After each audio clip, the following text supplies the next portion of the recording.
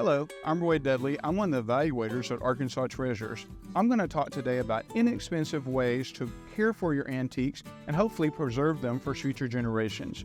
Sometimes when I go into estate sales, I find that plates have been stored incorrectly. Basically, the plates in the stack are heavy, and that poor little bottom guy on the stack is bearing the weight for everybody on top of it. Ultimately, it may crack and break from the pressure, and maybe the bottom 2 or 3 would have, depending on how the stack is.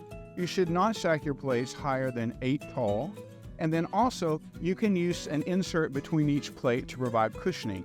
You can get a felt round from a china store or online. You can use a paper napkin, you can use a paper towel, or as I like to use, a paper plate. They're super cheap, and 36 for 99 cents something. Stack them between each plate, and then that provides a cushion, and that takes the weight off that porcelain on porcelain grind that sometimes can cause the break. It's inexpensive, and you can enjoy grandmother's plates for a long, long time. Now the next thing, so maybe you've inherited grandmother's plates and you want to take them to your house. How's the best way to get them there?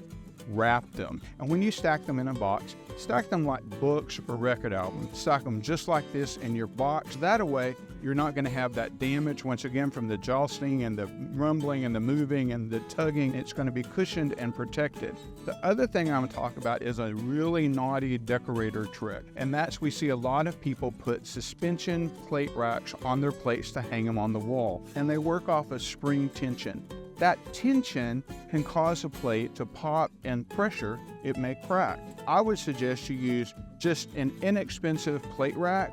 These are available at hobby stores. Maybe a little bracket with a plate rack on it will do the same trick, or they make wonderful plate shelves that you can display your plates on. So I think that's a way to take care of your plates without using tension hangers.